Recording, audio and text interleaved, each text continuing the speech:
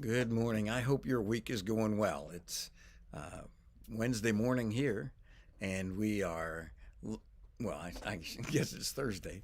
We are looking forward to the next couple days in, I am, because I've got a chance to talk to some people about Jesus. It's already on the calendar, it's on their schedule, and we're going to sit down, we're going to talk about biblical things.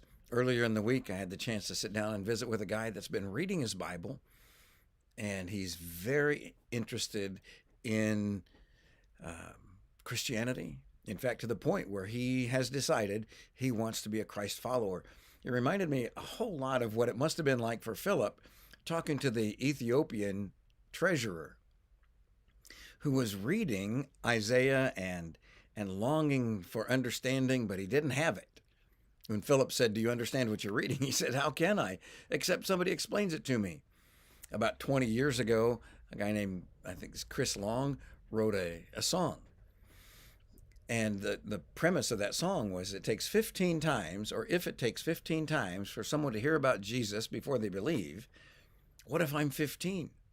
He says, I might be number 3, I might be number 7, but when I'm standing in line with someone or when I encounter someone, what if I'm 15 and I miss the opportunity to talk to them about Jesus? He says, I don't want to do that.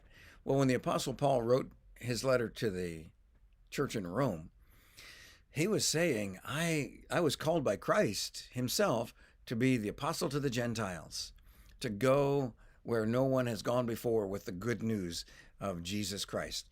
The other apostles, they started in Jerusalem and went to Judea and Samaria, and then their message was carried from there.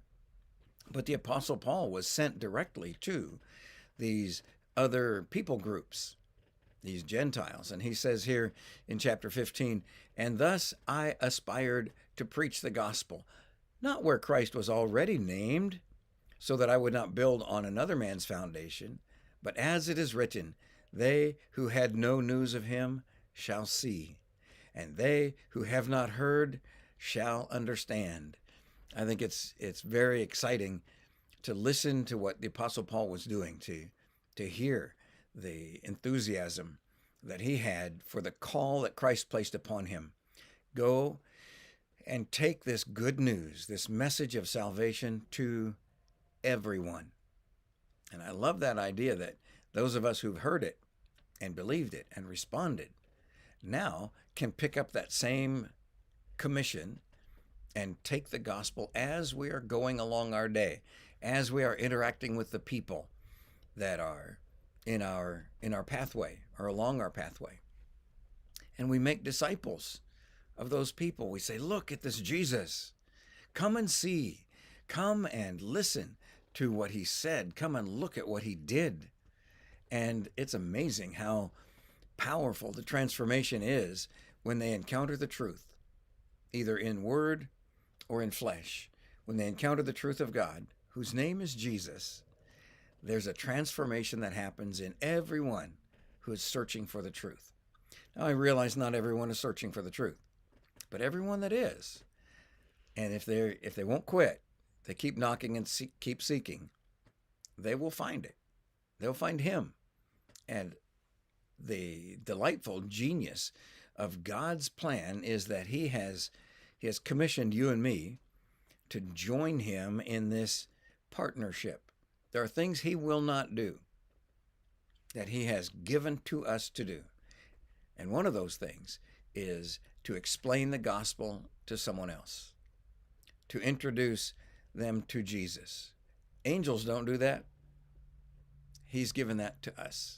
It's an amazing privilege. And so, while the Apostle Paul's passion was to take the good news to those that had never heard before, our passion is certainly part of that. People that have never heard, to establish churches where there have never been churches. Some of us have a passion for translating the Word of God into languages that have never had it before. Others of us encounter people, even here in what we call the Bible Belt, people who have never seen an open Bible. They've heard about the Bible, but they've never read it or studied it for themselves. And I'm here to tell you, it loses something in the translation. If you only hear about the Bible and you don't read it for yourself, it's like the difference between night and day. When you read it for yourself, or listen to it for yourself, and study it for yourself, then the transformation happens. Then the light dawns.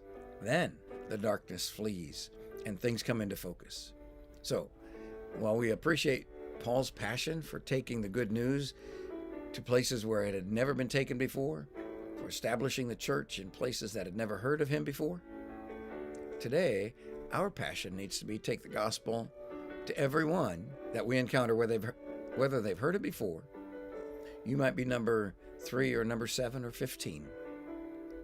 What if I'm 15? I love that song. And it's, like I said, it's 20, maybe even older than that, 20 years old. But the message is there. Why would I miss a chance to talk about Jesus? He's the best thing that's ever happened to me. He is the light of our life. He is the hope of our salvation. He is the confidence. He is our righteousness. He is our resurrection. He is our everything. Let's talk about him. God bless you. He loves you, and he's proven that through Jesus Christ. And we love you too.